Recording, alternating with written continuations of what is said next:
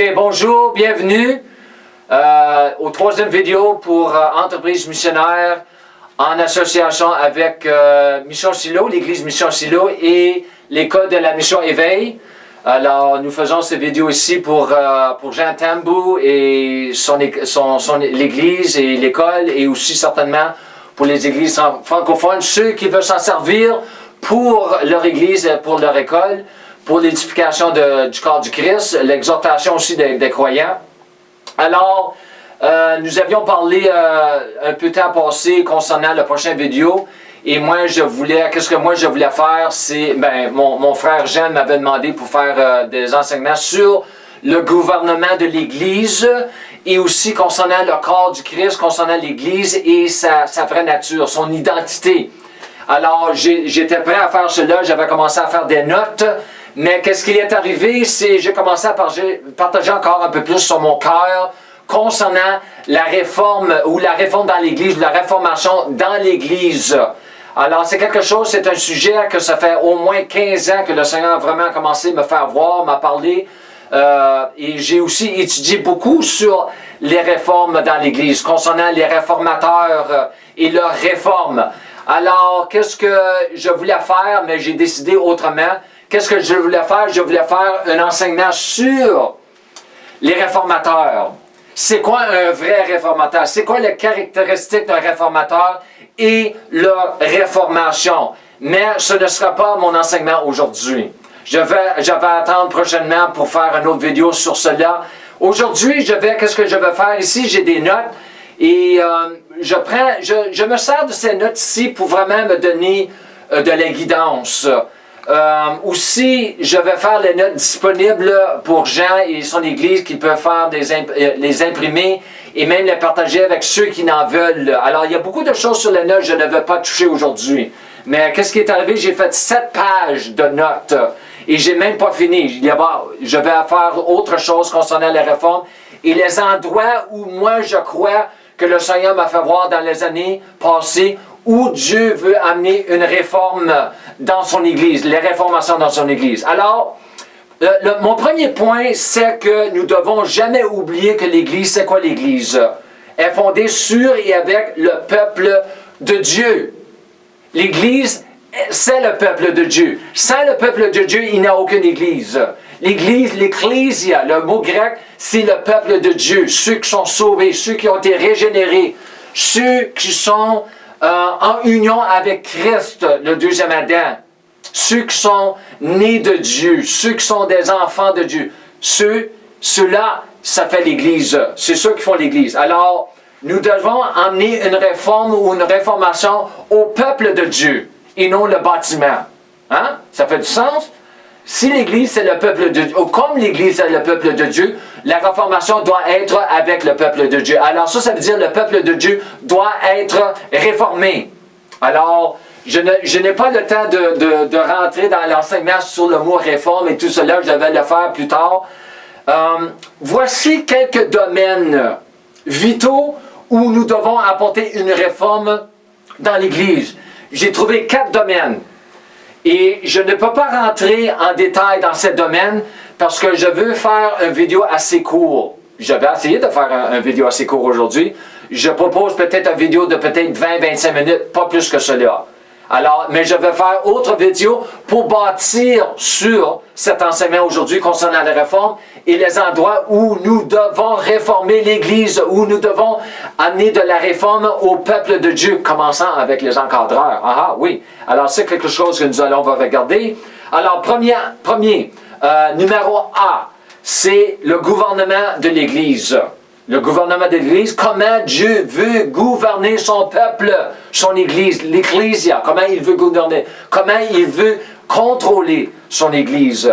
Alors, le premier verset que je vais donner ici, c'est Éphésiens 4, 11.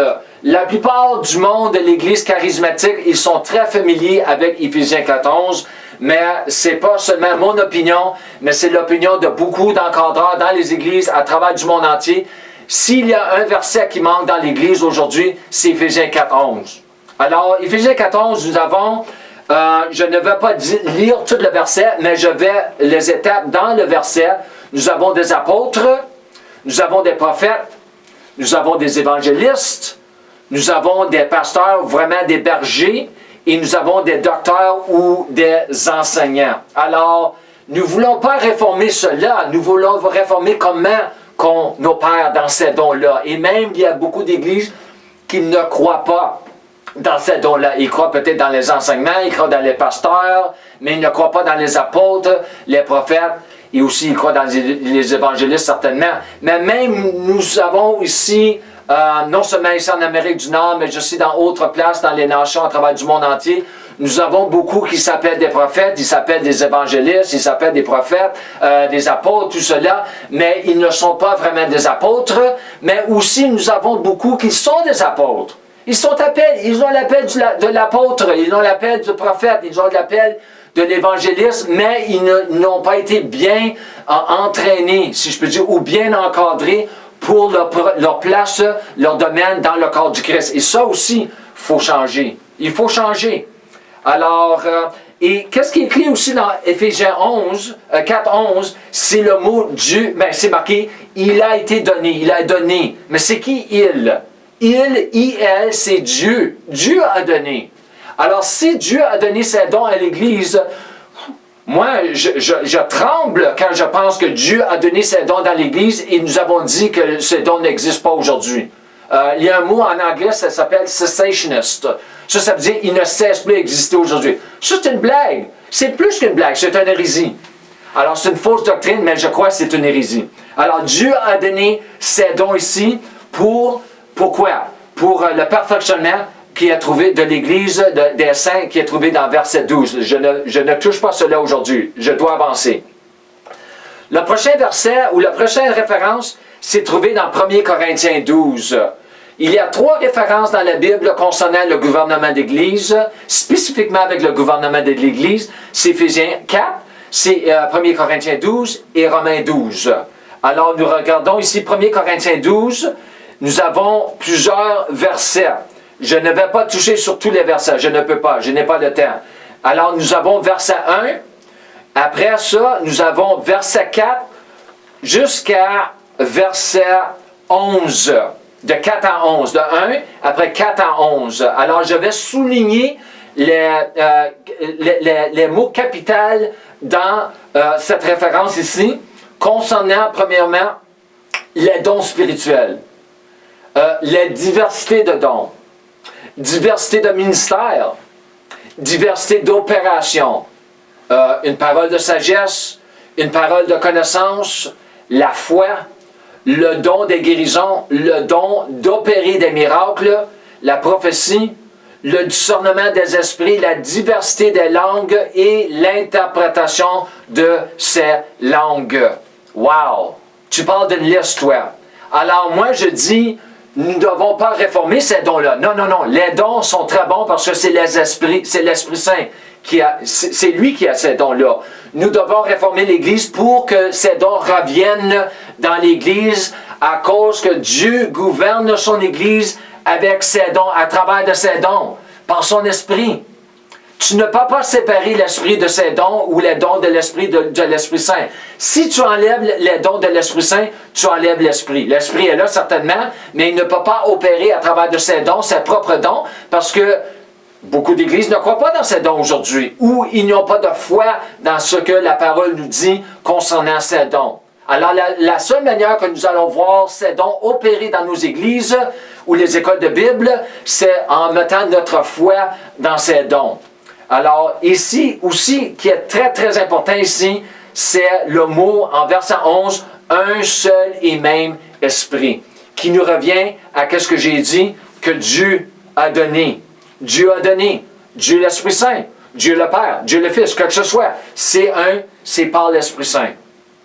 Alors, prochainement, nous avons ici, après 1 Corinthiens 12, je veux toucher sur verset 28. Ça, c'est un de mes versets favoris que je dirais même, je ne suis pas content quand je dis cela, mais je dis même que ce verset manque beaucoup dans l'Église encore aujourd'hui parce que nous n'avons pas mis notre foi dans ces dons. Alors, 1 Corinthiens 12 encore, le même chapitre, mais verset 28. Il y a beaucoup dans le verset 28. C'est marqué, nous avons des apôtres, des prophètes, des docteurs, ceux qui ont le don des miracles, ceux qui ont le don de guérir, ceux qui ont le don de secourir, ceux qui ont les dons de gouverner, mais j'aurais dû dire les dons, les dons. Le premier, c'est le don des miracles, mais après ça, c'est les dons. Plusieurs dons. Ceux qui ont les dons de gouverner, ceux qui ont les dons de parler diverses langues. Et mot-clé dans tout cela aussi, c'est retournons à le commencement de la verset, Dieu a établi. Vous voyez l'idée qui se passe ici du commencement, Dieu a donné, après ça nous avons un même esprit, Dieu lui-même, et aussi Dieu a établi. Wow! OK, prochainement, Romains 12, versets 6 à 8. Lisez-les, je vais les mettre sur l'écran certainement, mais je vais seulement souligner ici certains termes. Nous avons le don de prophétie. Nous avons être appelé au ministère. Nous avons celui qui enseigne, celui qui exhorte ou celui qui donne. Alors, comme j'ai dit, ces dons doivent revenir dans l'Église. Nous n'avons pas le choix. C'est comme ça que Dieu va gouverner son Église à travers les dons, à travers ses dons. B, un autre domaine que nous devons réformer, un autre domaine que nous devons amener une réforme, c'est où chaque membre est leur lieu dans le corps du Christ. Ça, c'est très important aussi. Nous avons besoin des dons, mais nous devons aider chaque membre, ceux qui veulent, ils ne veulent pas l'aide, nous devons les laisser de côté présentement, mais si éventuellement ils changent d'idée, ok, on les aide, mais nous devons aider tous ceux qui veulent trouver leur place dans le corps du Christ, nous devons leur aider. Ça, c'est une des priorités d'un encadreur. C'est ça d'Éphésiens 4, 11 à 12. C'est pour le parfait. Il nous a donné la liste en verset 11. Pourquoi? Pour le perfectionnement des saints, etc. Alors nous avons verset 12 à verset 16. Je n'ai pas le temps de toucher sur cela. Alors ça, c'est très important aussi. Qu'est-ce que nous trouvons dans Éphésiens 4 concernant chaque membre et leur lieu dans le corps de Christ. Ensuite, nous retournons à 1 Corinthiens 12, parce que là, nous parlons du corps. Nous ne parlons pas des encadreurs, nous ne parlons pas des dons, nous parlons les membres, chaque membre. 1 Corinthiens 12. Nous retournons à 1 Corinthiens 12. Nous avons de verset 12 jusqu'à 27. Wow, une grosse liste, une très grosse liste. Alors, comme j'ai dit, je fais des commentaires très brefs aujourd'hui. Pour souligner certaines choses, éventuellement, je vais établir ou je vais fonder ou bâtir une fondation sur cela. Ensuite, nous retournons à Romains 12, de verset 4 à verset 5 et aussi verset 16. Et moi, je vais souligner un peu sur verset 16 ici. Je ne veux pas dire que ce verset est plus important que les autres, mais c'est un verset que moi, j'ai vraiment été attiré à des années passées. Je vais le lire ici dans la Louis II. Ayez les mêmes sentiments les uns envers les autres. N'aspirez pas à ce qui est élevé, mais laissez-vous attirer par ce qui est humble. Ne soyez pas sages à vos propres yeux, mais ayant les mêmes ressentiments les uns envers les autres. Wow! Ça, c'est très puissant, ça. Un verset, une partie d'un verset pourrait réformer toute l'Église. Ensuite, nous avons, troisième partie, numéro C. Nous avons les dirigeants et leurs responsabilités. Moi, je veux partager quelque chose ici.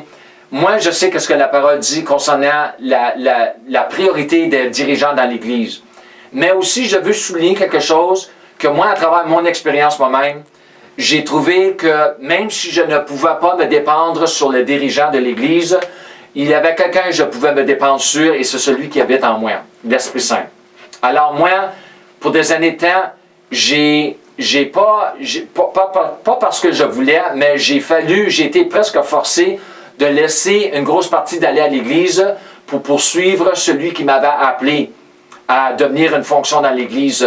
Et ça, c'est là qu'une personne doit faire une décision des fois. S'il trouve qu'il manque quelque chose dans son église, et s'il va voir le dirigeant de cette église, le pasteur, que ce soit, le leader, et s'il voit qu'il n'y a rien qui marche entre lui et les deux, moi je dis, je ne souhaite pas cela, mais des fois il faut partir, que ce soit aller chercher, se trouver une autre église, ou prendre notre temps et passer plus de temps avec notre Seigneur, le Saint-Esprit qui habite en nous. Lui va nous diriger à l'église où nous devons être pour que nous puissions se trouver l'entraînement pour nous trouver notre place dans le corps du Christ. Alors aussi, le dirigeant et la responsabilité, la première référence que nous avons ici, c'est 1 Timothée 4. 1 Timothée 4, nous avons de verset 6 jusqu'à 8. Et après, nous avons verset 11 jusqu'à 16. Très, très puissant. Ensuite, nous avons 2 Timothée 2. 2 Timothée 2, nous avons de verset 2 à 7. De 2 à 7. Très puissant concernant la place de dirigeant et pas seulement la place, mais la responsabilité. Et aussi, si je peux souligner ici, avant que je l'oublie, parce que ce n'est pas dans mes notes, qu'est-ce qui est important ici, c'est que nous devons prendre ces versets ici, et les versets qui nous appliquent, là, comme dirigeants, comme le peuple de Dieu, tout cela, et nous devons méditer sur ces versets-là. Pour que les versets entrent en nous, nous devons les semer, nous devons les confesser, pour que les versets rentrent en nous, pour que l'Esprit Saint puisse les accomplir à travers de nous. Ça, tous ces versets-là, c'est impossible que nous faisons cela dans notre propre chair. C'est impossible. C'est l'Esprit Saint qui doit les opérer à travers de nous, mais il a besoin de notre foi. Il a besoin de ces versets semés en nous. Alors, en abondance. Alors, ici, nous avons aussi 2 Timothée, chapitre 3. Nous avons de 16 à 17. Très important. Nous allons mettre les Écritures. Aussi, nous avons, quatrième ici, c'est 2 Timothée 4. 2 Timothée 4, nous avons de verset 2 à verset 5. Très, très important, très puissant. Spécialement quand vous rentrez dans le grec. Mais j'ai pas le temps. J'ai pas le temps, mais éventuellement, je vais faire tout cela disponible à travers les notes, les vidéos, tout cela. Ça s'en vient. Ayez un peu de patience avec moi. Alors, le dernier, concernant la responsabilité des encadreurs, c'est Acte 20. Le livre des Actes, chapitre 20, de 27 à 28 et ensuite 31. Ça, c'est quelque chose que le Seigneur m'a fait voir, ou je dirais peut-être 3 ans passés. Ça m'a vraiment montré concernant la responsabilité des encadreurs et aussi de les faux encadreurs dans l'Église. Parce que la parole parle beaucoup de les faux enseignements. Les faux enseignements, oui, mais les faux enseignants, les faux docteurs, les faux prophètes, tout cela. Et nous devons savoir ce que la parole nous enseigne. Et pour que l'Esprit Saint nous aide à voir ceux qui sont parmi eux dans notre domaine, ceux qui font partie des faux, les fausses prophètes, les faux enseignements, tout cela. Il faut savoir. Il faut savoir. Pour se protéger. Pour leur aider s'ils veulent de l'aide, mais pour se protéger aussi. Très important. Parce que Dieu veut nous protéger.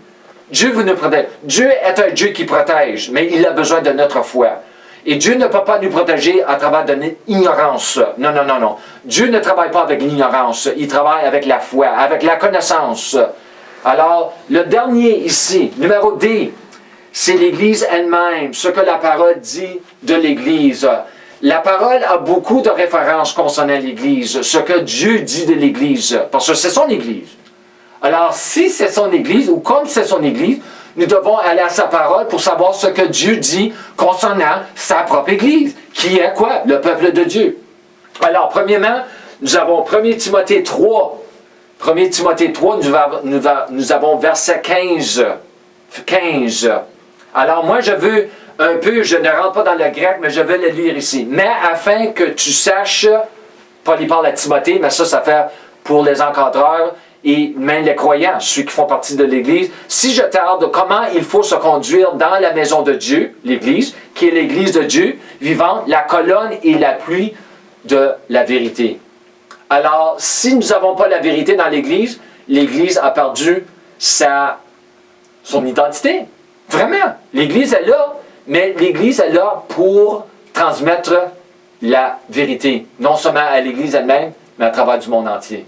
Parce que c'est la vérité qui nous libère. Hein? C'est ça que Jésus a dit, vous allez connaître la vérité et la vérité, vous allez libérer. Libérer de quoi? Libérer de les fausses, de les erreurs, tout cela. C'est l'envers de la vérité. Alors, nous savons que Jésus est la vérité et nous savons que l'Esprit Saint est appelé l'Esprit de vérité. OK? Nous avançons ici. Éphésiens 1, 22 à 23. Très, très important. Verset 23 ici. Qui est son corps? Concernant l'Église. 22. Qui est son corps? La plénitude de celui qui remplit tout à tout. Tout en tout. Wow! Ça, c'est l'Église. Ça, c'est une des responsabilités de l'Église sur la terre. Éphésiens 3, verset 10. Afin que la domination et les autorités dans les lieux célestes connaissent aujourd'hui par l'Église, à travers de l'Église. OK? Très important. La sagesse infiniment variée de Dieu. Dieu doit, comment je pourrais dire, non seulement accomplir, mais il doit se montrer sa plénitude à travers de son Église. Sa plénitude de celui, concernant la sagesse infiniment variée de Dieu. Dieu a une variété de sagesse qui est infinie. Et il doit démontrer cela à travers de nous. C'est pour ça que nous avons besoin de tous les encadreurs, nous avons besoin de tous les dons, nous avons besoin de tous les membres actifs dans leur domaine dans l'Église pour que Dieu puisse faire cela à travers de chacun de nous. Wow! Une réforme. Hein? Est-ce que vous pensez que nous avons besoin de réforme? Oui. Dites Amen. OK? Alors, le prochain, c'est Colossiens 1, 24. Colossiens 1, 24. Et ça, je crois que ça, c'est ma dernière note ici. Je vais le dire ici.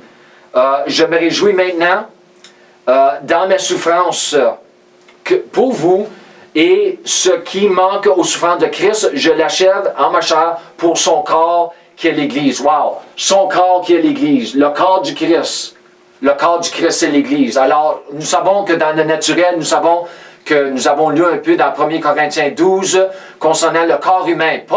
L'apôtre Paul compare le corps humain avec le corps du Christ. Alors, le corps humain a beaucoup de parties. Hein? Oui, nous avons des oreilles, nous avons des yeux, un nez, nous avons une bouche, nous avons des mains, des pieds, des jambes, des bras. Nous avons toutes sortes de parties, même des parties intérieures, les organes, tout cela intérieur que nous ne voyons pas. Alors même avec le corps, nous avons toutes sortes de parties, mais chaque partie doit être perfectionnée, doit être entraînée pour qu'il puisse fonctionner ensemble, avec les dons, et c'est ça la responsabilité des encadreurs. Alors je vous encourage, je remercie mon frère Jean, je te remercie beaucoup pour que Dieu nous a mis ensemble. Je m'excuse que ça prend un peu de temps pour le prochain vidéo, mais je te garantis, mon frère, nous restons dans la foi et nous allons croire Dieu pour de grandes choses et nous allons faire beaucoup plus de vidéos, tout cela. Et avec les notes, je vais te les envoyer. Et n'importe qui va avoir les notes, c'est pas un problème. Contactez Jean ou même sur mon email ou avec mon website, avec Facebook, tout cela. Moi, mes notes sont disponibles pour tout le monde. Alors, je vous remercie au nom de Jésus et soyez bénis dans votre union avec le Seigneur Jésus-Christ. Amen.